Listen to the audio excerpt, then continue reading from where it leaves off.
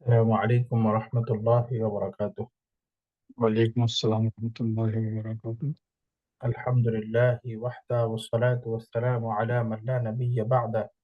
أما بعد فأعوذ بالله من الشيطان الرجيم. بسم الله الرحمن الرحيم.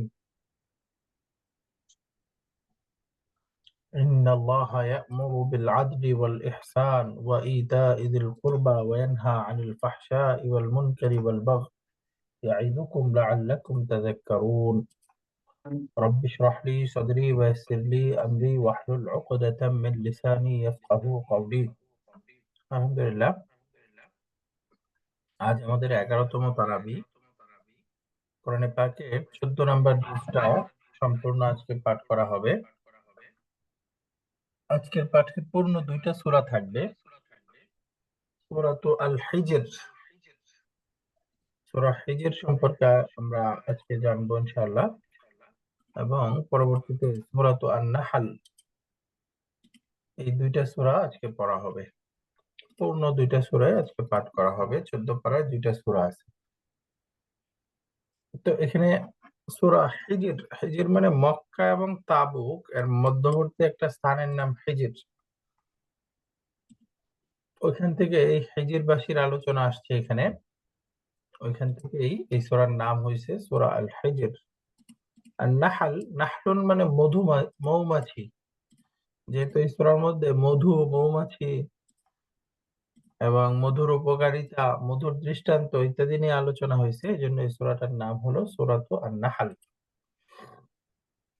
আজকের পাঠেও মূলত মাক্কি সূরা দুইটাই। এখান থেকে আল্লাহ তাআলার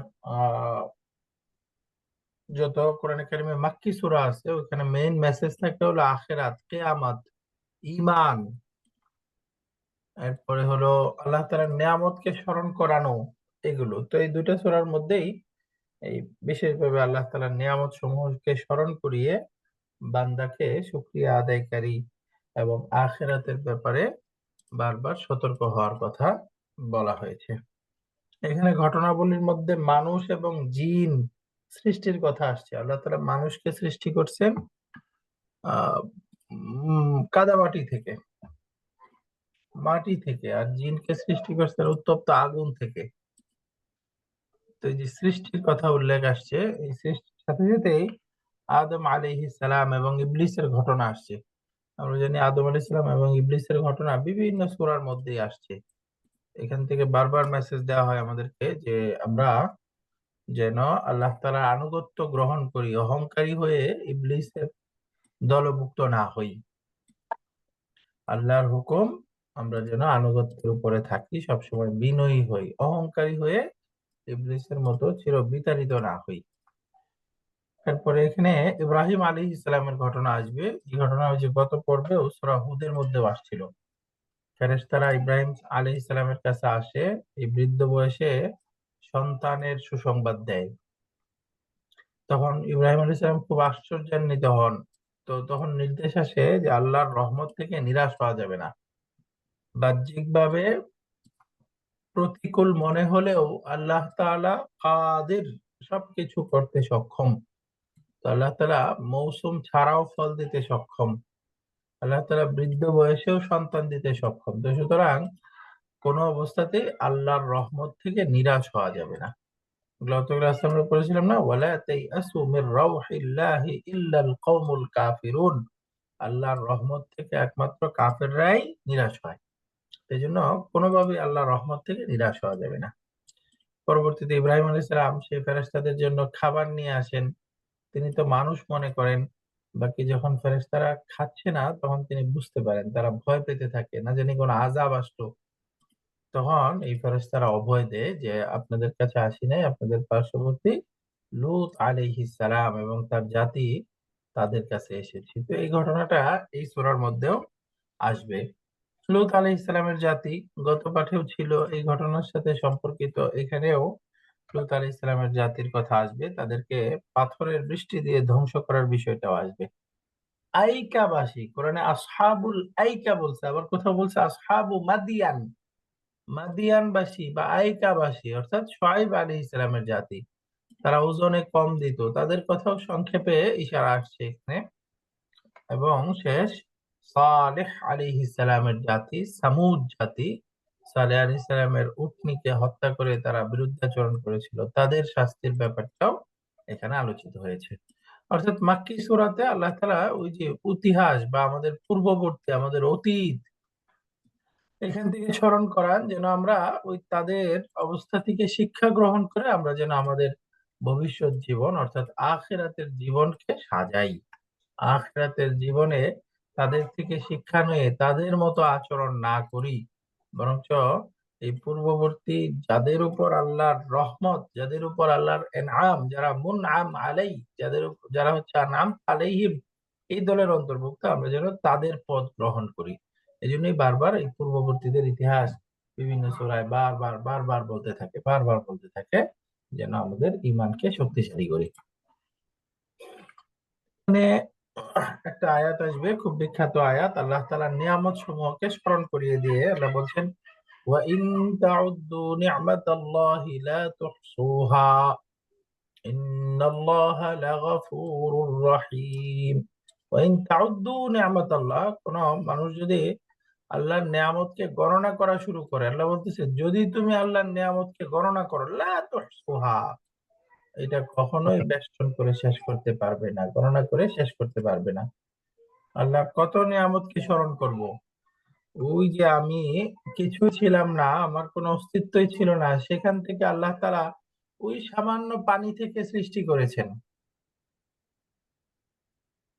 একেবারে আমার সৃষ্টি থেকে শুরু করে এই যে আমি এখন যে অবস্থা পর্যন্ত আছি, এর মধ্যে কতগুলো মারহালা অতিক্রম করে আমি এই পর্যন্ত এসেছি, এবং প্রতিদিন প্রতি মুহূর্তে আমার কত পরিবর্তন হচ্ছে, কত মারহালা অতিক্রম করতেছি, এভাবে চিন্তা করলে আল্লাহর কত নেয়ামত স্মরণ করব, কয়টা গণনা করব।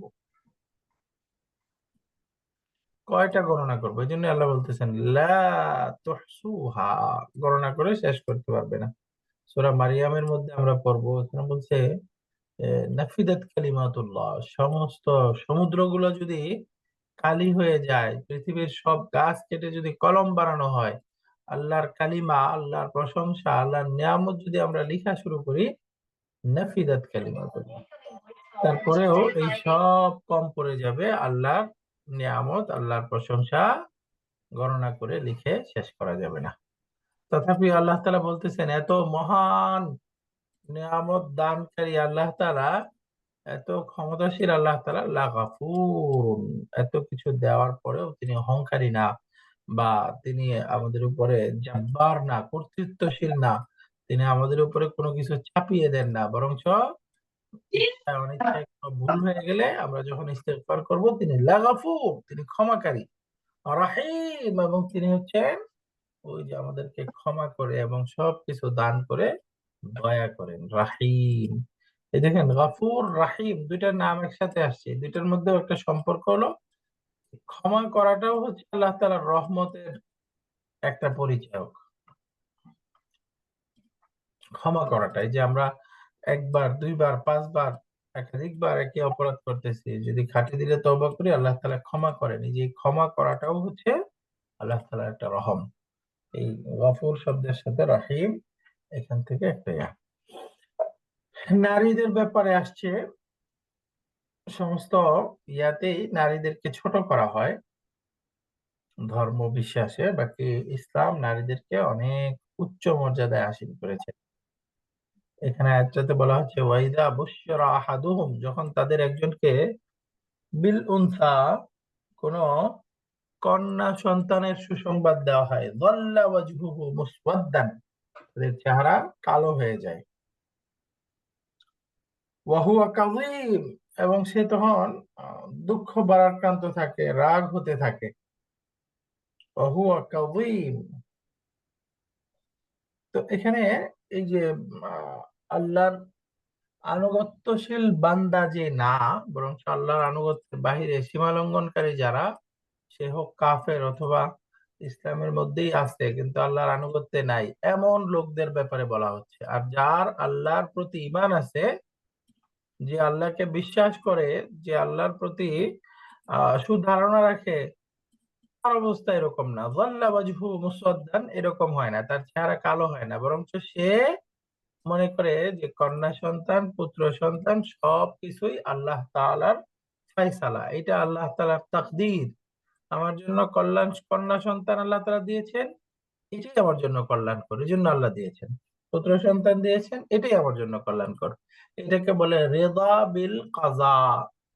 রেজা বিল কাজা মানে আল্লাহ তাআলা আমার জন্য যেই ফয়সালা করেছেন সেটার প্রতি আমি রাজি, সেটার প্রতি আমি সন্তুষ্ট। আমরা জানি আহ পূর্ববর্তীতে ওই যে নারীদেরকে নির্দিষ্ট সময় যখন তাদের প্রতি মাসে অপবিত্রতা আসে তখন ওই নারীদেরকে বাহিরে রাখা হতো। নারীদেরকে মিরাস বা উত্তরাধিকার সম্পত্তি থেকে দেওয়া হতো না। যখন ওই যে তাদের ঋতুস্রাব শুরু হতো তাদেরকে রান্না করতে দেওয়া হতো না, তাদের হাতে খাওয়া হতো না, বরঞ্চ বাহিরে ছোট্ট ঘর থাকতো, ওই ঘরের মধ্যে নিয়ে রাখা হতো। এখনো ওই যে হিন্দু ধর্ম বিশ্বাসী ভাই বোনদের মধ্যে এই সিস্টেম আছে। যখন বাচ্চা হয়, ওই বাচ্চা হওয়ার পরে ওই মহিলাকে ভিতরে নেয় না। নির্দিষ্ট কতদিন, 15 দিন না জানি 1 মাস, ছোট্ট একটা ঘর মুরগির আহ, খামারের মতো বাহিরে বানায়, ওই ঘরের মধ্যে থাকে। নির্দিষ্ট সময় পার হয়, তারপর মূল ঘরে নিয়ে যায়। এখনো আছে। কিন্তু ইসলাম নারীদেরকে অনেক ক্ষেত্রে পুরুষের চাইতে আরো বেশি মর্যাদা দিয়েছে। হাদিসে পাকে আসছে, আয়েশা রাদিয়াল্লাহু তাআলা আনহার কাছে এক মহিলা আসলো তার 2 কন্যা সহ। তাকে আয়েশা রাদিয়াল্লাহু তাআলা আনহার কাছে আসে, চাওয়ার পরে একটা খেজুর ছিল, দিয়েছে। সে অর্ধেকটা খাইছে, অর্ধেকটা অর্ধেকটা 2 বাচ্চাকে খাওয়াইছে, আর অর্ধেকটা রেখে দিছে। পরবর্তীতে রাসূলুল্লাহ সাল্লাল্লাহু আলাইহি সাল্লামের কাছে এই ঘটনা যখন বলছে, তিনি হাদিস শুনাইছেন, যে ব্যক্তি কন্যা সন্তান প্রাপ্ত হলো তাদেরকে নিয়ে সে মনোকষ্ট নাই, এদেরকে প্রাধান্য দিয়ে বরঞ্চ লালন পালন করলো, আল্লাহ তাদেরকে জান্নাত দিবেন। মান কানাত লাহু উনসা, যার একজন কন্যা সন্তান আছে, ফালাম ইউহিনহা, সে তাকে কোনো দিক থেকে ছোট করে নাই, ওয়ালাম ইউসির ওয়ালাদাহু আলাইহা, তার পুত্র সন্তানকে তার উপরে প্রাধান্য দেয় নাই।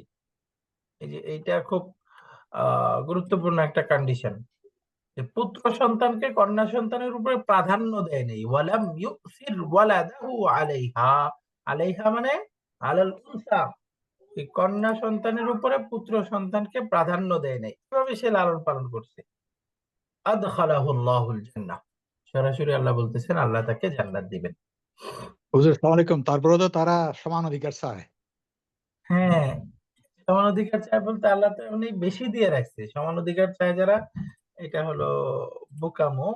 আল্লাহ তাআলা পুরুষের চাইতে কন্যা সন্তান বেশি দিয়েছে। হ্যাঁ, বাহ্যিক ভাবে মনে হবে আচ্ছা, বাবার উত্তরাধিকার সম্পত্তি থেকে তো কন্যারা অর্ধেক পায়, মানে দুইজনের সমান একজন পায় তো অর্ধেক।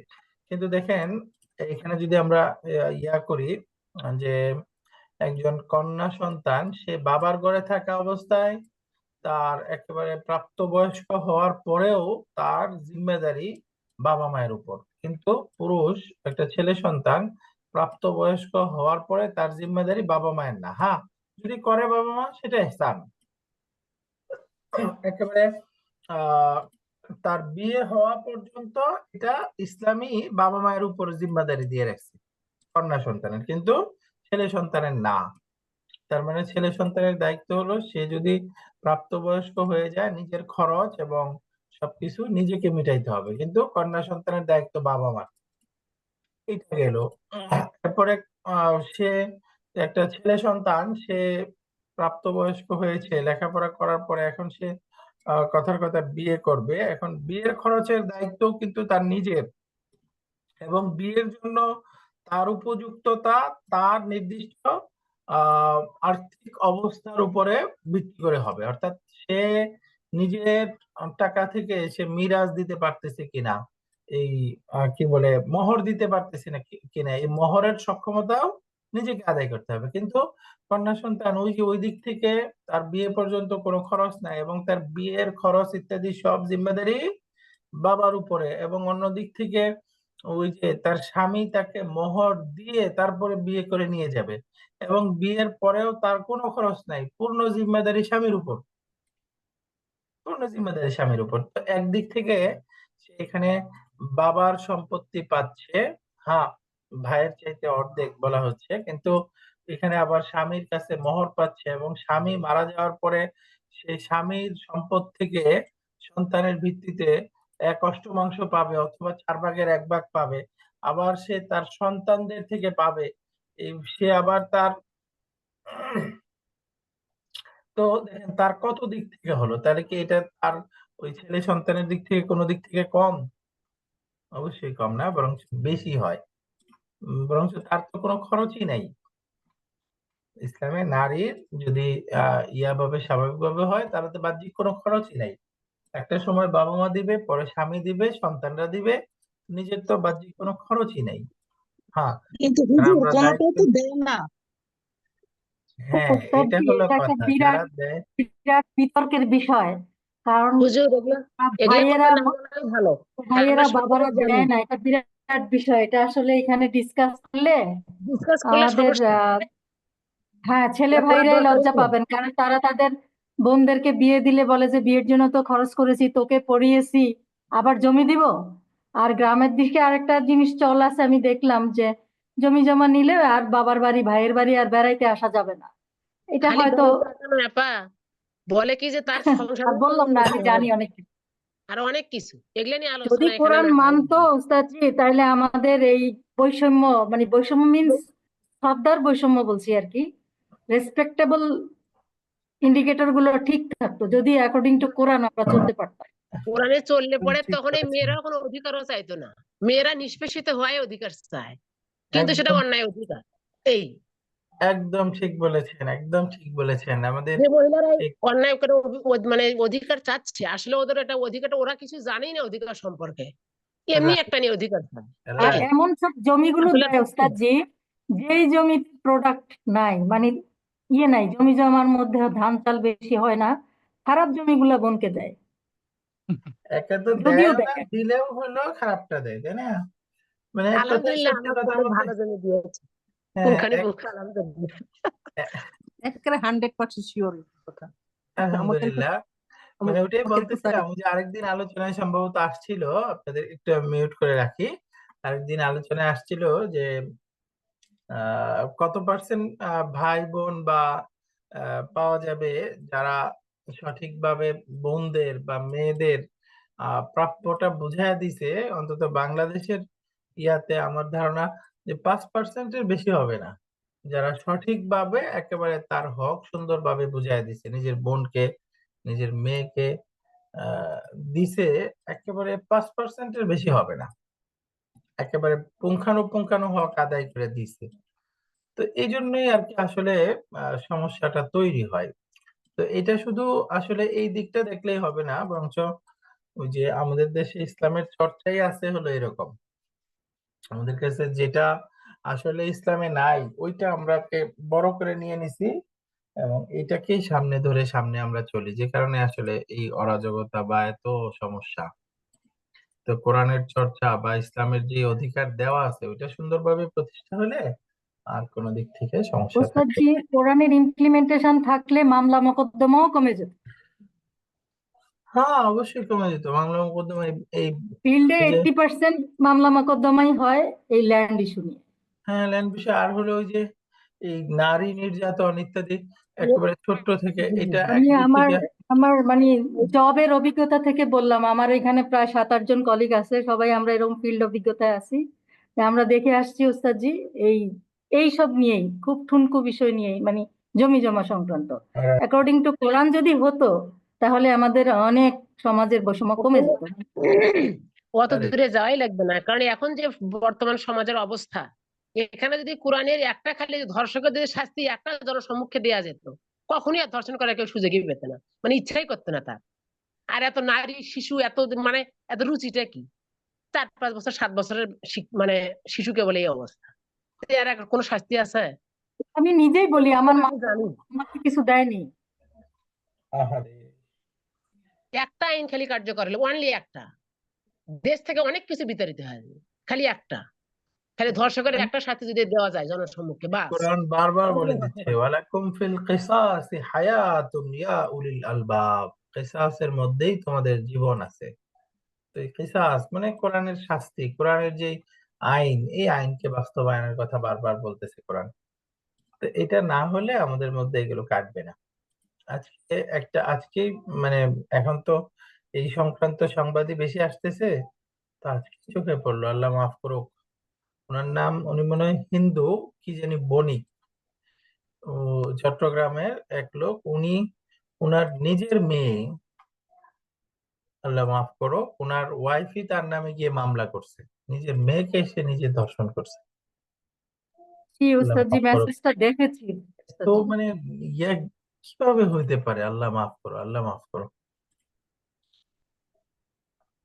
তো এই যে এই সমাজে যতক্ষণ এটা মানে কোরআনী আইন না আসবে বা আল্লাহর হুকুমকে ভালোভাবে বাস্তবায়ন করা না হবে, এই অবস্থার পরিবর্তন হবে না। আর ওই যে এটাই তো গতকালকে বলতেছিলাম না, যে চাঁদ দ্বারা আলোকিত হয় কখন, চাঁদ আলোকিত করতে পারে কখন, যখন চাঁদ সূর্য থেকে আলো নিবে।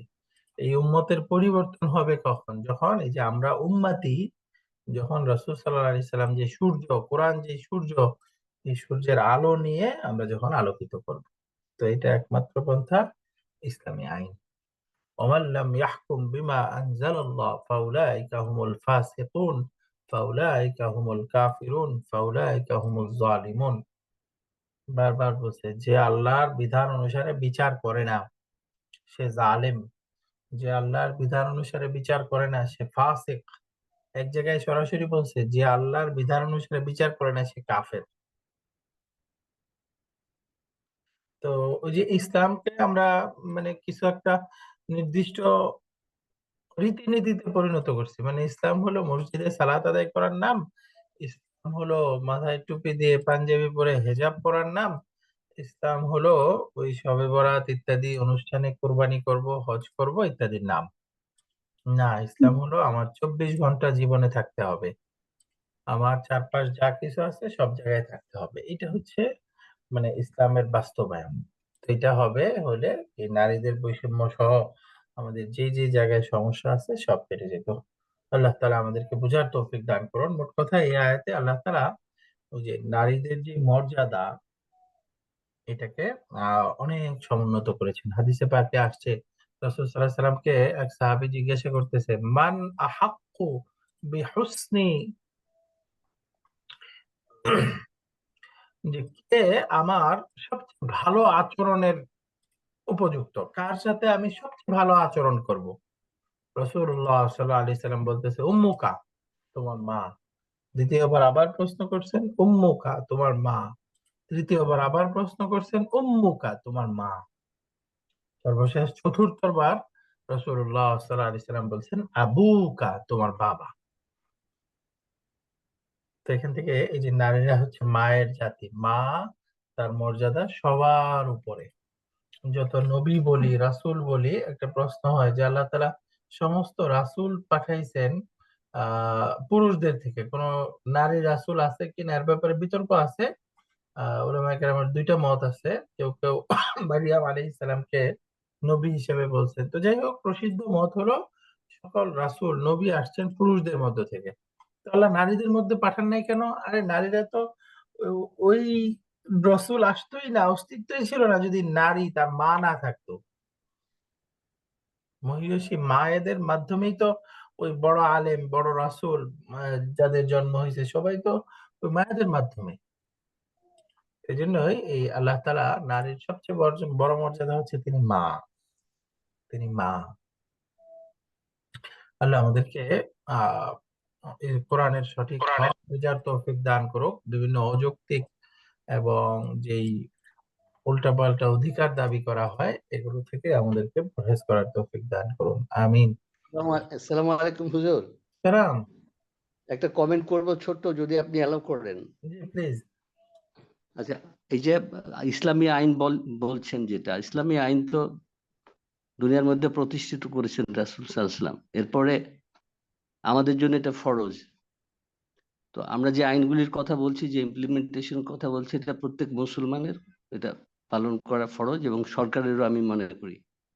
কিন্তু আমাদের দেশের এই যে democracy, so called democracy and সমাজতন্ত্র, যে মূলনীতি, এইগুলি দিয়ে তো এগুলি কখনো ইমপ্লিমেন্টেশন হবে না, যার জন্য খিলাফত দরকার।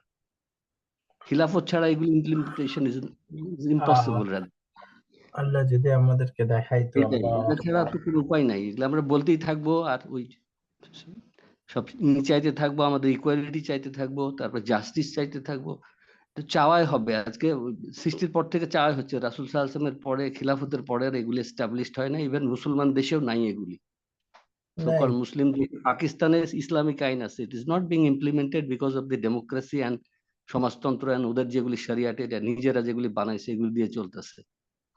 তো দরকার হলো খিলাফত। আসসালামু আলাইকুম। ওয়ালাইকুম আসসালাম, একদম সঠিক বলেছেন। কাশ আল্লাহ যদি আমাদেরকে দেখাইতো। বাকি আসলে আমাদের এই যে এই হায় হতাশ করাও এটাও একটা অন্যায়। খেলাফত আমরা চাচ্ছি বা আশা করে আছি, কে আইসা প্রতিষ্ঠা করবে, ইমাম মাহদি আসবে, আইসা করবে, এটার জন্য আশা করে বসে আছি, এটাও আমাদের অন্যায়। কারণ এক হলো অন্যায়কে দেখা, আর একটা হলো অন্যায়কে মেনে নেওয়া। নিজে অন্যায় করা, অন্যায়কে মেনে নেওয়া, দুইটাই কিন্তু অন্যায়। খেলাফত নাই, খেলাফতের প্রপার চেষ্টাটাও আমরা করছি না, চেষ্টা করছি না, এটাও একটা অপরাধ। অবশ্যই খেলাফা দরকার। আল্লাহ তাআলা খেলাফত যদি থাকতো তাহলে এই যে এইসব দেখা লাগতো না, বরঞ্চ সোনালী অবস্থা থাকতো, নতুন করে আবার সোনালী যুগ তৈরি হতো। আল্লাহ আমাদেরকে ব্যবস্থা করে দিন এবং একজন খালিদ বিন ওয়ালিদ তৈরি করে দিন, আমিন। যার মাধ্যমে আল্লাহ আমাদেরকে আবার পুনরায় খেলাফত দেখাবেন।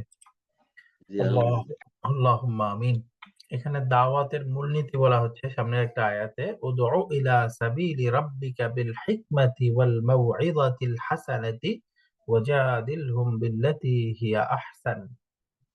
যে তোমরা তোমার রবের পথে দাওয়াত দাও, বিল হিকমাতি, হিকমার মাধ্যমে, ওয়াল মাউইযাতিল হাসানাতি, এবং উত্তম উপদেশের মাধ্যমে, সুন্দরতম উপদেশের মাধ্যমে, ওয়াজাদিলহুম, প্রয়োজনে তাদের সাথে বিতর্ক করতে হলে, বিল্লাতি হিয়া আহসান, যেটা উত্তম, সর্বোত্তম, সেই কথা দিয়ে তাদের সাথে বিতর্ক করো।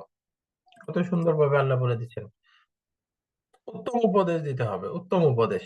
কাউকে ধমক দিয়ে, কারোর প্রতি রাগ আগে থেকেই আছে, সেই রাগ মেটানোর জন্য তার একটা অপরাধ পেয়ে গেছে, এবার তাকে মানুষের সামনে ছোট করব, এটা দাওয়াতের মূলনীতি না। এবং বলতেও হবে বিল হিকমাতি, এমন কথায় বলা যাবে না যেটা দিয়ে বললে আসলে সে মানবেই তো না, বরং আরো বিরোধী হয়ে যাবে। বরঞ্চ আমি খেয়াল করব যে এখন এখানে আছে, এখানে বললে হয়তো সে একটু অপমানিত হবে, তো এখানে না বলে বরঞ্চ সে একাকী কখন আছে চিন্তা করব, বা এই শব্দে না বলে একটু তাকে কভার আপ করে যেভাবে বলা যায়, যদি চিন্তা করে, এই যে হিকমা, হিকমার জন্য আলাদা চিন্তা করতে হবে। একটা হলো ইলম আর একটা হলো হিকমা। যখন জ্ঞান বৃদ্ধি পায়, হিকমা বৃদ্ধি পায়, যখন বিনয় প্রকাশ পায়। তো এই জন্য ভালো করে জানতে হবে, ইসলামের মূলনীতিগুলো জানতে হবে, দাওয়াতের মূলনীতিগুলো জানতে হবে। জানলেই তখন আমি হিকমার সাথে দাওয়াত দিতে পারবো। এই যে সরাসরি এটা নির্দেশ, উদউ, ফরজ, হিকমতের সাথে দিতে হবে এবং উত্তম উপদেশের সাথে দিতে হবে। এবং কথা বলতে চাইলে বিল্লাতি হিয়া আহসান, সে হয়তো আমাকে কর্কশ ভাষায় বলবে, সে হয়তো আমাকে অনিচ্ছা একটা গালিও দিয়ে দিবে, কিন্তু আমি আমার উত্তম আখলাক ধরে রাখতে হবে। ইন্না রাব্বাকা হুয়া আ'লামু বিমান দাল্লা আন সাবিলিহি, নিশ্চয়ই তোমার রব জানেন যে কে তার রাস্তা থেকে ডিরেল হয়ে গেছে, ওয়া হুয়া আ'লামু বিল মুহতাদিন, এবং কে সঠিক রাস্তায় আছে আল্লাহ তাআলা আ'লাম, খুব ভালো করেই জানেন। ইসমুত তাফদীল, তিনি খুব ভালো করেই জানেন। আল্লাহ তাআলা আমাদের দাওয়াতের দায়িত্ব পূর্ণ করার তৌফিক দান করুন। জুমার সালাত যখন আমরা শেষ করি, ম্যাক্সিমাম মসজিদে এই আয়াতটা পড়ে, আপনাদের সবার মুখস্থ আয়াত, ইন্নাল্লাহা ইয়া'মুরু বিল আদল, আদলুন মানে ইনসাফ। আল্লাহ তাআলা ইনসাফের নির্দেশ করতেছেন প্রতি জুমায় শেষে, আমাদেরকে শোনায় দিচ্ছে ইনসাফ, ইনসাফ, ইনসাফ। নট অনলি খালি সরকার তার প্রজাদের উপর ইনসাফ করবে না, আমি বাবা হিসাবে আমার সন্তানের প্রতি ইনসাফ করব। সন্তানের প্রতি ইনসাফ কি? সন্তানকে তার সঠিক দায়িত্ব বুঝায় দেওয়াই হচ্ছে ইনসাফ। ইনসাফ, ইনসাফ মানে হলো, ইনসাফের বিপরীতে আসে জুলুম। জুলুম, জুলুম বলে ওয়াদউ শাইই ফি গায়রি মাহাল্লিহি, কোন জিনিসকে তার যথাস্থানে ব্যবহার না হওয়াই হচ্ছে জুলুম। তো এই যে আমার সন্তান আল্লাহকে চিনবে, এই দিনটাকে বুঝবে, সে কেন মুসলিম এটা বুঝবে, এই ইসলামের মূল বিষয়টা তার মধ্যে প্রথিত থাকবে, এটাই হচ্ছে ইনসাফ। তো আমি বাবা হিসেবে, মা হিসেবে আমার দায়িত্ব, আমি তাকে ছোট থেকেই এই বিষয়টা তার মধ্যে তৈরি করে দিব। আমার পরিবারের মধ্যে ইনসাফ আছে কিনা, এই যে ইনসাফ, যে আমার যে হকটা পায়, আমার মেয়ে, আমার বোন, আমার ফুপু যে হকটা পায়, আমি আমার আওয়াজটা উঠাইছি কিনা ইনসাফের। আমার বাবাকে বলছি কিনা যে তুমি তোমার বোন সঠিক হকটা দিছো না, সঠিকভাবে বুঝায় দেওয়া দরকার, নাকি আমার স্বার্থের জন্য আমি ওইটাকে ভুলে গেছি। বোনকে দেওয়া হয়েছে কিনা, মেয়েকে দেওয়া হয়েছে কিনা, আসলে সে যে জমিটা পাওয়া দরকার ওটা উল্টায় দিছে কিনা, এই সব ইনসাফ। একমাত্র একটা শব্দ, শুধু ইনসাফ, আর কিছু প্রয়োজন নেই, ইনসাফ। ইন্নাল্লাহা ইয়া'মুরু বিল আদলি, ইনসাফের নির্দেশ দিচ্ছেন। ওই যে হাদিস আছে না, যে 7 জনকে আল্লাহ তাআলা বিশেষ ছায়াস্তরে স্থান দিবেন, তার মধ্যে 1 নম্বরই হলো আল ইমামুল আদিল, ওই ইমাম যে ইনসাফ করেন। ইমাম বলতে এখানে নেতা, নেতা বলতে কর্তৃত্বশীল, পরিবারের কর্তৃত্বশীল, একটা অফিসের কর্তৃত্বশীল, দেশের কর্তৃত্বশীল, ইউনিয়নের সবাই এর মধ্যে। তো 1 নাম্বার, ইন্নাল্লাহা ইয়া'মুরু বিল আদল, আল্লাহ তাআলা ইনসাফের নির্দেশ দিচ্ছেন। ওয়াল ইহসান, ইহসান মানে ভালো আচরণ। ভালো আচরণের সবচেয়ে হকদার হচ্ছে আমার মা, আমার মা, তারপরে আমার বাবা, এরপরে আমার আত্মীয় স্বজন, এরপরে আমার বাবা মায়ের বন্ধু, বাবা মা যার সাথে চলতেন, মা যার সাথে চলতেন, বাবা যার সাথে চলতেন, বাবা অবর্তমানে, মায়ের অবর্তমানে, তাদের সাথে ভালো আচরণ করব। এরপরে হলো এই যে আমার বড় যারা আছে তাদের সাথে, এবং আহ ধর্ম মুসলিম যারা তাদের সাথে, অমুসলিম যারা তাদের সাথে, এমনকি আল্লাহ তাআলার যেসব মাখলুক আছে, অন্য মাখলুক, ইনসান বাদে অন্য মাখলুক, তাদের সাথেও ইহসান, ভালো আচরণ করা। ইহসান, ইহসান মানে ওই যে 4 নাম্বার ফর্মে আহসানা ইউহসিনু, একেবারে সুচারুরূপে করা একটা কাজ, উত্তম রূপে। এটা হলো হাসান, সুন্দর, আর এটা হলো আহসান, একেবারে সুচারুরূপে করা। আরবিতে বলে ইতকান, কোন জিনিসকে একেবারে যথার্থ রূপে করা। সেই জন্য ইহসানের কথা আসছে। ওয়া ইতাইদিল কুরবা, ইতা মানে দান করা, এই যে আত্মীয় স্বজনকে দান করা, এগুলোই আমাদের মধ্যে কমতি। আমরা দান করার ক্ষেত্রে ওই যে বাবা মায়ের জন্য খরচ করব, তখন একটু কষ্ট হয়ে যায়। আত্মীয় স্বজনকে দিব, কষ্ট হয়ে যায়। বরং বাহিরে দিলে যেখান থেকে মানুষ জানবে, শোক হবে, ওই জায়গায় দিতে পারি। কিন্তু আত্মীয় স্বজনকে, আমার চাচার সাথে সম্পর্ক তো ভালো না, আমার চাচাতো ভাই, তাদের সাথে সম্পর্ক তো ভালো না, এই জন্য তাদেরকে আমরা দিতে পারি না। কিন্তু এখানে বলতেছে ওয়া ইতা ইদিল কুরবা, আত্মীয় স্বজনকে দান করা। ওয়া ইয়ানহা আনিল ফাহশা, আল্লাহ অশ্লীলতাকে থেকে নিষেধ করছেন, যাবতীয় অশ্লীল কাজ। ওয়াল মুনকার, যাবতীয় নিষিদ্ধ কাজ, আল্লাহর যে নিষিদ্ধ কাজ, মুনকার যেগুলো খারাপ। ওয়াল বাগি, বাগিয়ুন মানে সীমা লঙ্ঘন, আল্লাহ তাআলা সীমা লঙ্ঘন করতে নিষেধ করছেন। তাহলে এখানে 3টা আদেশ, 3টা নিষেধ। ইহসান করা, ইনসাফ করা, ভালো আচরণ করা, আত্মীয় স্বজনকে দান করা, এই 3টা নির্দেশ। নিষেধ 3টা, অশ্লীলতা থেকে বাঁচা, আল্লাহর নিষিদ্ধ বিষয় থেকে বাঁচা, জুলুম থেকে বাঁচা। আল্লাহ তাআলা ইয়াইযুকুম, তোমাদেরকে ওয়াজ করতেছেন, কেন? লাআল্লাকুম তাযাক্কারুন, যাতে তোমরা উপদেশ গ্রহণ করতে পারো, যাতে তোমরা উপদেশ গ্রহণ করতে পারো। আল্লাহ তাআলা আমাদেরকে এই নির্দেশগুলো পালন করার তৌফিক দান করুন।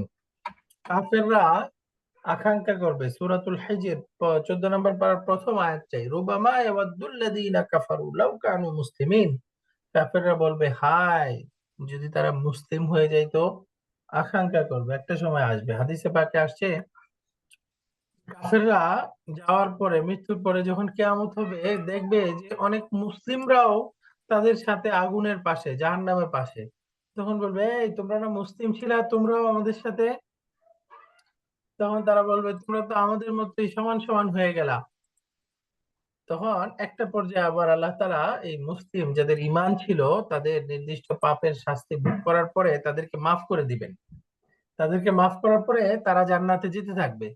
তখন তারা আফসোস করতে থাকবে, হায় তারা তো আমাদের সাথে ছিল, তাদের এই ইসলাম বা ঈমান যেই শক্তি ছিল ওই শক্তি দ্বারা তারা আল্লাহ এখান থেকে বের করে নিয়ে যাচ্ছে। হায় লাউ কানু মুসলিমিন, যদি আমরা মুসলিম হয়ে যাইতাম ওই সময়, যদি আমরা অন্তত ঈমানটা থাকতো, নাফরমানি করছি করছি ওগুলোর একটা পর্যায়ে শাস্তি পেয়ে তো যেতে পারতাম। হ্যাঁ, যদি আমরা মুসলিম হতাম, লাউ কানু মুসলিমিন, তারা এভাবে আকাঙ্ক্ষা করতে থাকবে। কোরআন কারীমে বিভিন্ন জায়গায় আসছে তারা আকাঙ্ক্ষা করবে, ফালাউ আন্না লানা কাররাতান, যদি আমাদেরকে দ্বিতীয়বার আর একটু সামান্য সময়ের জন্য, যে কাররাতান তাটা আছে না, তাটা মাররাতান, ওই কাররাতান মানে মাররাতান, একবারের জন্য যদি আরেকবার পাঠানোর সুযোগ হইতো, ফানাকুনা মিনাল মুমিনিন, আমরা মুমিন হয়ে যাইতাম, ফানাকুনা মিনাল মুহসিনিন, মুহসিন হয়ে যেতাম। এভাবে তারা আকাঙ্ক্ষা করতে থাকবে।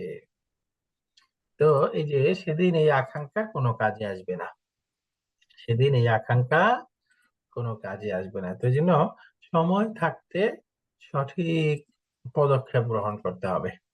আল্লাহ তাআলা আমাদেরকে কোনরূপ দরখাস্ত ছাড়া আমাদেরকে ঈমানের দৌলত দিয়েছেন। আল্লাহ মাফ করুক, আল্লাহ মাফ করুক। কোনো কারণে যদি এখন মুসলিম হিসেবে আমরা আছি, যদি আল্লাহ আমাদেরকে কোনো অমুসলিম পরিবারে জন্ম দিত, ওইখানে আমার কিছুই করার ছিল না, আল্লাহ না করুক, এই যে ঈমান পাওয়াটা কতটা কষ্টকর ছিল, তার জন্য ঈমান পাওয়াটা কতটা কষ্টকর ছিল। তো আল্লাহ তাআলা সবচেয়ে দামি সম্পদ ঈমান আমাকে কোনো দরখাস্ত ছাড়াই দিয়ে রাখছেন।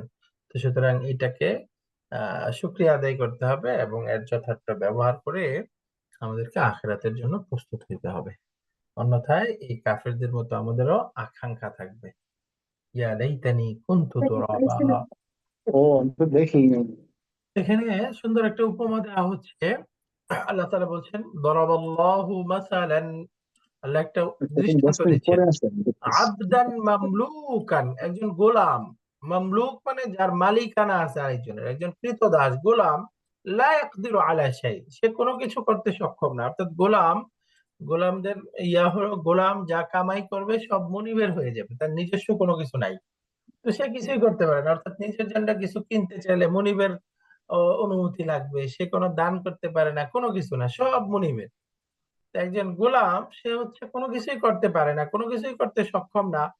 পক্ষান্তর আরেকজন ব্যক্তি, ওয়ামান রাযাকনাহু মিন্না রিজকান হাসানান, আরেকজন ব্যক্তি যাকে আমার পক্ষ থেকে আমি বিভিন্ন উত্তম রিজিক দান করেছি, ফাহুয়া ইউনফিকু মিনহু সিররান ওয়া জাহরা, সে তার সম্পদ থেকে প্রকাশ্যে গোপনে অনেক দান করতে পারে। তো এই যে এই কৃতদাস গোলাম আর এই যে আমার নেয়ামত প্রাপ্ত বান্দা, হাল ইয়াস্তাউন, এরা কি সমান সমান? এরা কি সমান সমান? প্রশ্ন করতেছে আল্লাহ, হাল ইয়াস্তাউন, এরা কি সমান সমান? উত্তর হলো না, কখনোই সমান সমান না। কারণ এখানে এই দৃষ্টান্তটা দুইটা ব্যাপারে আসছে। কেউ বলছে এই যে এই গোলাম বান্দা, এর দ্বারা আল্লাহ তাআলা কাফেরের দিকে ইশারা করতেছেন, যে কাফের আরেকজন মুমিন, অর্থাৎ কাফের তার ঈমান না থাকার কারণে সে যত কিছুই করুক তার অ্যাকাউন্টে কিছুই জমা হচ্ছে না, আর মুমিন সে যা যা করতেছে তার অ্যাকাউন্টে সব জমা হচ্ছে। তো ফলে দুজন কি সমান? কখনোই না। একজন হবে সৌভাগ্যপ্রাপ্ত সাঈদ, আরেকজন হবে শাকী, সমান না। কোন কোন মুফাসসির বলেন এখানে আল্লাহ তাআলা আহ বিভিন্ন মূর্তি পূজা যেই করা হয়, এই মূর্তি বা যাদের সাথে শরীক করা হয়, আর আল্লাহ তাআলা এই দুইটার দৃষ্টান্ত দিচ্ছে। অর্থাৎ এই আবদান মামলুক যে কিছুই করতে পারে না, এর দ্বারা ওই ভ্রান্ত ইলাহ মূর্তিগুলোকে বোঝাচ্ছে। অর্থাৎ যে মূর্তিগুলোকে তোমরা ডাকো, এই মূর্তিগুলো কিছুই করতে পারে না, কারোর কল্যাণ, কারোর অকল্যাণ, কাউকে কোনো দান করা, তার কাউকে ছিনিয়ে নেওয়া, এদের তো কোনো সক্ষমতাই নাই। আর আল্লাহ তাআলা তিনি হচ্ছেন সব কিছু দিচ্ছেন তোমাদেরকে, তোমাদের সব কিছু ব্যবস্থা করতেছেন। তো হাল ইয়াস্তাউন, দুটা কি সমান হতে পারে? কখনোই না। বরঞ্চ প্রশংসা আলহামদুলিল্লাহ একমাত্র আল্লাহ তাআলার জন্য, কারণ তিনিই হচ্ছেন সবকিছু দিচ্ছেন, তিনিই সকল কল্যাণ অকল্যাণের মালিক। আল্লাহ বলতেছেন যে বাল আকসারুহুম লা ইয়ালামুন, যেভাবে দৃষ্টান্ত দেওয়ার পরেও যারা কোরআন সম্পর্কে চিন্তা করে না তাদের অধিকাংশই লা ইয়ালামুন, এই দুইটার বাস্তবতা জানে না। এই ভ্রান্ত ইলাহ, এরা যে অসারতা, এটা তারা উপলব্ধি করতে পারে না। সেম জিনিস আরেকটা আয়াত, পরবর্তী আয়াতে আরো ক্লিয়ার করে বুঝাই দিচ্ছেন আল্লাহ তাআলা। ওয়াদারাবাল্লাহু মাসালান, আল্লাহ আরেকটা দৃষ্টান্ত দিচ্ছেন, রাজুলাইনি আহাদুহুমা আবকামু লা ইয়াকদিরু আলা শাই। দুজন লোক, তার একজন হচ্ছে আবকাম, বুবা, কিছু সে বলতে পারে না, কিছু কারোর কাছে চাইতে পারে না, কাউকে কোনো আদেশ করতে পারে না, নিষেধ করতে পারে না, কিছু না, সে বোবা। ওহুয়া কাল্লুন আলা মাওলা, যেহেতু সে নিজের প্রয়োজনই পূরণ করতে পারে না, এই জন্য মাওলা মানে অভিভাবক, সে তার অভিভাবকের উপরে আরো বোঝা। কাল্লুন মানে বোঝা, সে তার অভিভাবকদের উপরে সে আরো বোঝা হয়ে আছে। আইনামা ইউওয়াজ্জিহু লা ইয়াতি বিখাইর, সে এদিক সেদিক গেলে কোনো কল্যাণ নিয়ে আসতে পারে না, কারণ সে তো কিছু বলতে পারে না, না সে ব্যবসা করতে পারে, না চাকরি করতে পারে। আইনামা ইউওয়াজ্জিহু লা ইয়াতি বিখাইর। হাল ইয়াস্তাবি হুয়া, সে কি সমান হতে পারে? ওমান ইয়ামুরু বিল আদল, তার সাথে যে সবসময় ইনসাফের নির্দেশ দেয়। অর্থাৎ আরেকজন লোক, সে হলো বোবা না, বরং সব শক্তি সম্পন্ন, সে কল্যাণের কথা বলতে পারে, ইনসাফের কথা বলতে পারে। ওহুয়া আলা সিরাতিল মুস্তাকিম, এবং সে হচ্ছে নিজেও সিরাতে মুস্তাকিমে প্রতিষ্ঠিত। তার সাথে কি সমান হতে পারে? কখনোই না। অর্থাৎ এই যে এই ভ্রান্ত মূর্তিগুলো, এগুলো হলো বোবা, এরা তো নিজের প্রয়োজনই পূরণ করতে পারে না। সামনে আমরা 16তম পারায় পড়বো যে দাউফাত তালিবু ওয়াল মাতলুব, যে যারা চায় এবং যার কাছে চায় কতই না দুর্বল। উদাহরণ দিচ্ছে আল্লাহ তাআলা, এদের শরীরে যদি একটা মাছি বসে, ওই মাছিটা সরানোর মতো ক্ষমতা নাই। মশা বসছে, মশা সরানোর মতো ক্ষমতা নাই। তো এটা কিভাবে আল্লাহ তাআলার সাথে সমকক্ষ হতে পারে? কাকে আমরা কার সাথে শরীক করছি? এই জন্য আল্লাহ তাআলা বারবার এভাবে দৃষ্টান্ত দিয়ে আমাদেরকে বুঝিয়ে দিয়েছেন। এখানে কিছু গুরুত্বপূর্ণ আদেশ আমরা আসছে। লা তামুদ্দান্না আইনাইকা ইলা মা মাত্তা'না বিহি আজওয়াজাম মিনহুম, খুব গুরুত্বপূর্ণ আদেশ, যে আমি তাদেরকে বিভিন্ন ভোগ্য সামগ্রী দিয়েছি, এর দিকে তোমরা তোমাদের দৃষ্টিপাত করো না।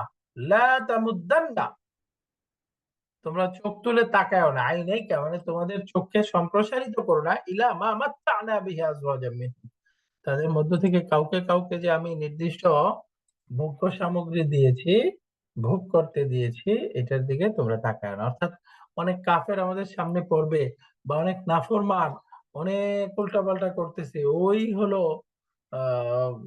কি আরামের জিন্দেগি জীবন যাপন করতেছে, ওই দিকে আল্লাহ তাকাইতে নিষেধ করছে। ওয়ালা তাহজান আলাইহিম, এবং এরা আল্লাহর নাফরমানি করা সত্ত্বেও এত পেয়ে গেছে, এই জন্য তোমরা পেরেশান হয়ো না, বরঞ্চ ওয়াখফিজ জানাহাকা লিল মুমিনিন, মুমিনদের জন্য তোমরা তোমাদের ডানা বিছায়া দাও, অর্থাৎ তোমাদের দয়া রহমতের ডানা বিছায়া দাও, বিছায়া দাও। অর্থাৎ এই কাফেররা সাময়িক সময়ের জন্য পাইছে, এটা দুনিয়াতেই শেষ।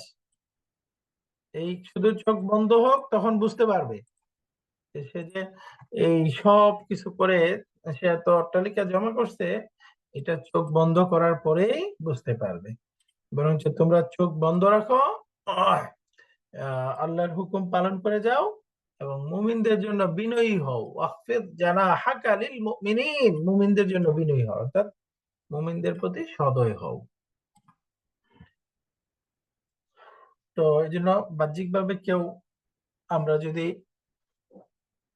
আমার সামনে দেখি যে সে হয়তো অনেক নাফরমানি করতেছে, এত ভালো আছে, এখান থেকে আফসোস তো করাই যাবে না, বরঞ্চ এটাকে আরো ঘৃণা করতে হবে, ঘৃণা করতে হবে। এবং ওই যে আমি নিজে বা আত্মপ্রশান্তির জন্য সবসময় নিচের দিকে তাকাইতে হবে, নিচের দিকে। আল্লাহ তাআলা আমাকে সুস্থ রাখছেন, আরো তো আছে অসুস্থ। আল্লাহ তাআলা অন্তত আমাকে ঘর দিয়েছেন, কারোর ঘর নাই। আল্লাহ আমাকে খাওয়ায় পড়ায় চলার মতো সম্মানজনক ব্যবস্থা করেছেন, কারোর এটাও নাই। এভাবে দেখলে তখন আল্লাহর নিয়ামতটা আমাদের বোঝা যাবে, অন্যটার দেখে আফসোস করা যাবে না। লা তামুদ্দান্না আইনাইকা ইলা মা মাত্তা'না বিহি আসওয়াদাম মিনহুম, এখানে বলতেছে তাগুতকে বর্জন করতে হবে। ওয়ালাকাদ বাআসনা ফি কুল্লি উম্মাতিন রাসূলান, সব উম্মতের মধ্যে আমি একজন রাসূল পাঠাইছি। রাসূলের কাজ ছিল তারা গিয়ে বলে দিচ্ছে উবুদুল্লাহ, তোমরা আল্লাহর ইবাদত করো। একদিকে আল্লাহর ইবাদত, ওয়াজতানিবুত তাগুত, এবং আল্লাহ ব্যতীত যত আল্লাহর রাস্তায় পরিচালনার ক্ষেত্রে বাধা আছে, তাগুত আছে, সব কিছুকে বর্জন করো। তাগুতকে বর্জন করা, ওয়াজতানিবুত তাগুত। এখানে আমরা পড়বো ওমা আরসালনা মিন ক্বাবলিকা ইল্লা রিজালান নূহি ইলাইহিম, যে আপনার পূর্বে অনেক পুরুষদের কাছে আমি ওহী পাঠিয়েছি, রাসূল নবী পাঠাইছি। এখন এই উম্মতিকে বলতেছে ফাসআলু আহলাদ যিকরি ইন কুনতুম লা তা'লামুন, যদি কোনো বিষয় তোমরা না জানো সেক্ষেত্রে আহলুয যিকর, যারা জানে, জ্ঞানী, তাদেরকে জিজ্ঞাসা করো।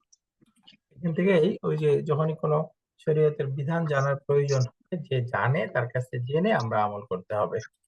প্রথমত হলো আমাকে জানার চেষ্টা করতে হবে, আমাকে আহলুজ যিকর হওয়ার চেষ্টা করতে হবে, কোরআন পড়তে হবে। আমি একান্তই না জানলে, কেউ সবকিছু জানবে না, সেক্ষেত্রে পরামর্শ করে আরেকজনকে জিজ্ঞাসা করে যে জানে আমল করা চাই। ফাসআলু আহলায যিকরি ইন কুনতুম লা তা'লামুন। আমরা যখন সূরা কোরআনে কারীম পাঠ শুরু করব, শুরুতে আল্লাহ তাআলা আউযু বিল্লাহ পড়তে বলতেছেন। ফাইযা ক্বারা'তাল কুরআন, যখন তোমরা কোরআন পাঠ করবে, ফাস্তাইদ বিল্লাহি মিনাশ শাইতানির রাজীম, তোমরা বিতাড়িত শয়তান থেকে পানাহ চাও, আশ্রয় গ্রহণ করো, আশ্রয় প্রার্থনা করো। দেখেন, কোরআন পাঠ করার সময় শয়তান থেকে আশ্রয় প্রার্থনা, কারণ কোরআনই হচ্ছে মানুষকে আলোর দিকে নিয়ে যাবে, কোরআনই হেদায়েত দেখায় দেবে। এই জন্য শয়তান কোরআন পাঠের সময় সবচেয়ে বেশি ধোঁকা দেয়, কোরআন থেকে দূরে রাখার জন্য। হাই, বাংলা কোরআন পড়ো না, গুমরা হয়ে যাবে, এই কোরআনে কঠিন জিনিস আছে, ব্যাখ্যা বুঝবা না, গুমরা হয়ে যাবা। আলেমরাও বলে দিবে, আপনি পড়তেছেন, আপনি কি আরবি জানেন? আপনি পড়তেছেন, আপনি কি কোরআনের মর্ম বুঝেন? গুমরা হবেন, উল্টাপাল্টা ফতোয়া দিবেন, পড়া যাবে না। সেই জন্য আল্লাহ এখান থেকে শয়তানের আশ্রয় প্রার্থনা করতে বলতেছেন, অর্থাৎ শয়তানকে ঝাঁকি দিয়ে ফেলাই দিতে হবে। আমাকে কোরআন পড়তে হবে। যতদিন আমি কোরআনের সাথে সম্পৃক্ত না হতে পারবো, ততদিন আমি এই সঠিক হেদায়েতটা বুঝতে পারবো না। ফাইদা ক্বারা'তাল কুরআনা ফাস্তাইয বিল্লাহি মিনাশ শাইতানির রাজীম।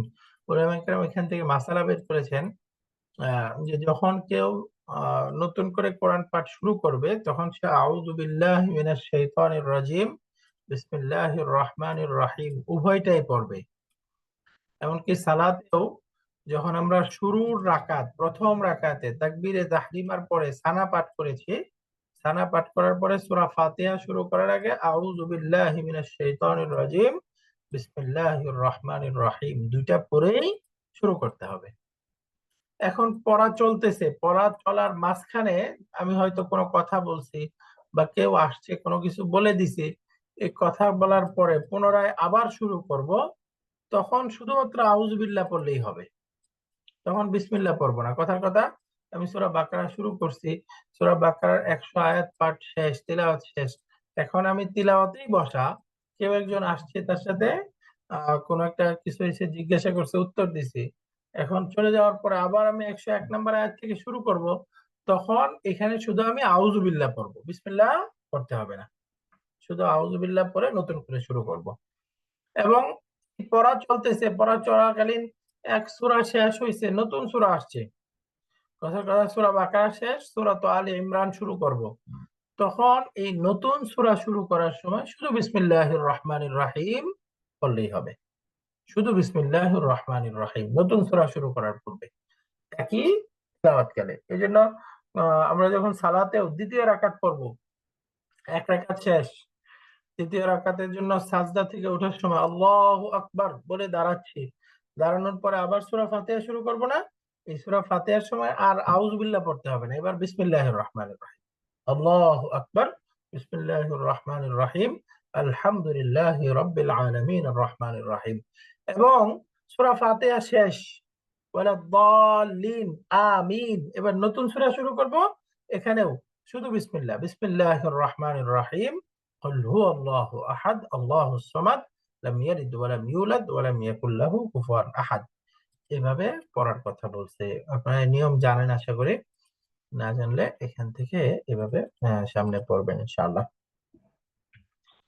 তারপরে সামনে বলতেছে ফাকুলু মিম্মা রাযাকাকুমুল্লাহু হালালান তাইয়্যিবা, আল্লাহ যেটা হালাল করেছেন, যেটা তাইয়্যিব পবিত্র, সেটা তোমরা খাও, আল্লাহর রিজিক থেকে খাও। ওয়াশকুরু নি'মাতাল্লাহ, আল্লাহর নিয়ামতকে স্মরণ করো। এই যে আল্লাহ তোমাকে ব্যবস্থা করে দিয়েছেন, এটা নিয়ামত স্মরণ করো।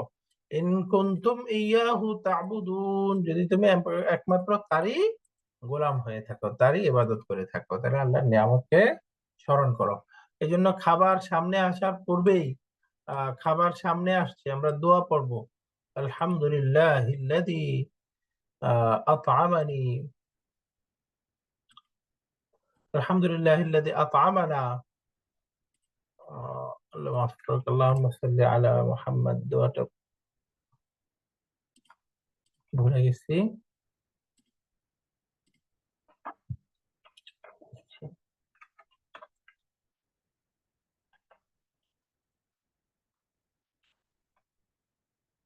আল্লাহিল্লাযী,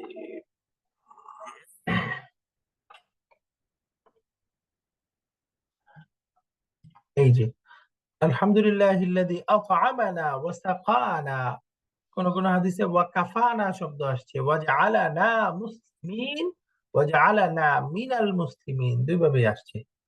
খাবার সামনে আসলে এই দোয়াটা পড়তে হয়, আলহামদুলিল্লাহিল্লাযী আত'আমানা ওয়া সাকানা ওয়াজআলানা মুসলিমিন। এরপরে খাবার শুরু করার পূর্বে তো আমরা পড়ি বিসমিল্লাহি ওয়া আলা বারাকাতিল্লাহ, আবার কোন কোন হাদিসে আসছে বিসমিল্লাহি ওয়া বারাকাতিল্লাহ।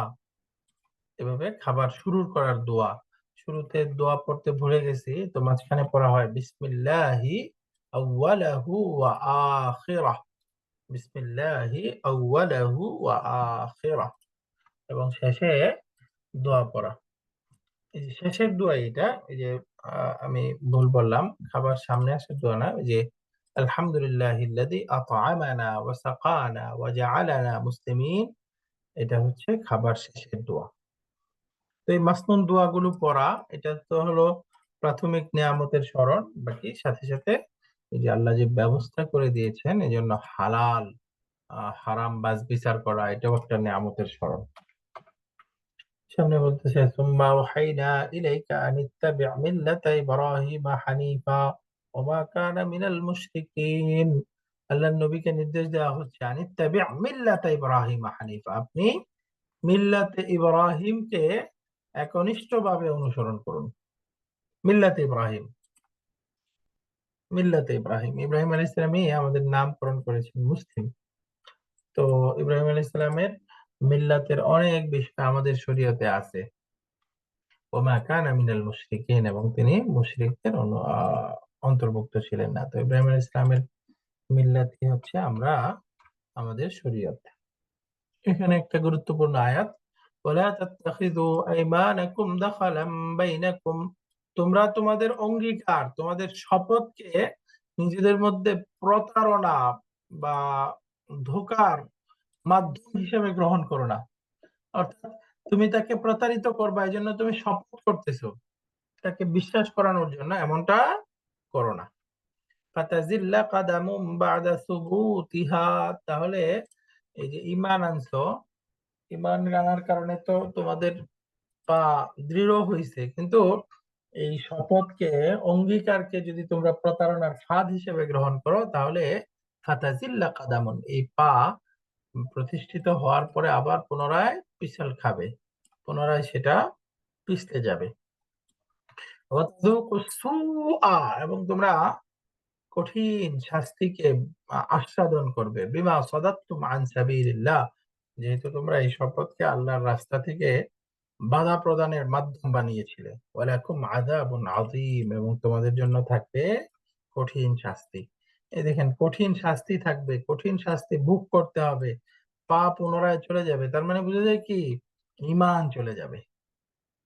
কেউ যদি এভাবে এই প্রতারণাকে, এই শপথকে বা ইসলামকে কাউকে প্রতারিত করবে, মনের ভিতর থেকে এভাবে নেফাকি গ্রহণ করে, তার এটা সঠিক ঈমান বলে গণ্য হবে না।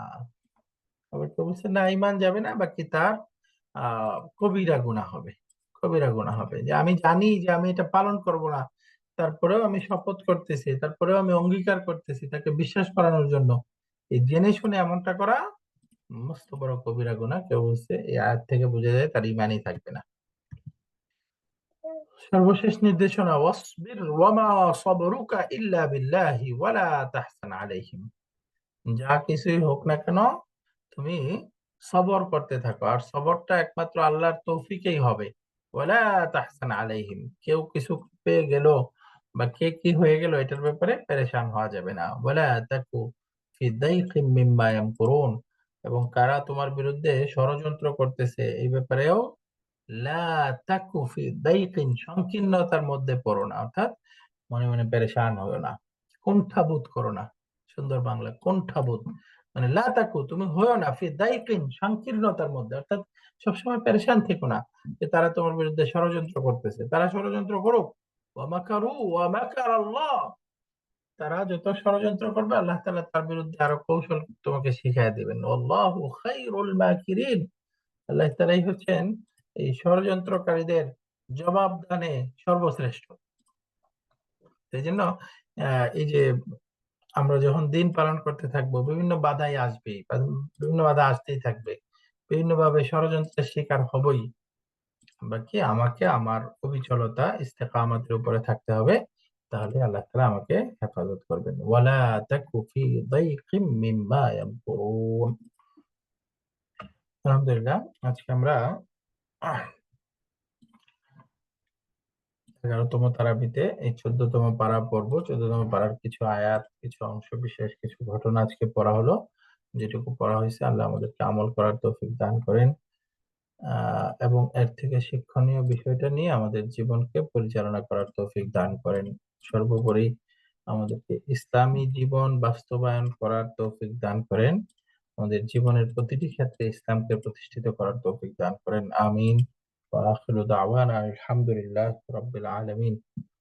আজকে এই ক্লাসে প্রশ্ন নিচ্ছি না, সামনে আমরা 3টার সময় যে সূরা ইয়াসিনের তাফসীর হবে, ইনশাআল্লাহ সুযোগ থাকলে আপনারা যারা থাকবেন, কোনো প্রশ্ন থাকলে ওই ক্লাসে ইনশাআল্লাহ প্রশ্ন নিব। জাযাকুমুল্লাহ খাইর। সুবহানাকাল্লাহুম্মা ওয়া বিহামদিকা আশহাদু আল লা ইলাহা ইল্লা আনতা আস্তাগফিরুকা ওয়া আতুবু ইলাইক। আসসালামু আলাইকুম ওয়া রাহমাতুল্লাহি ওয়া বারাকাতুহু।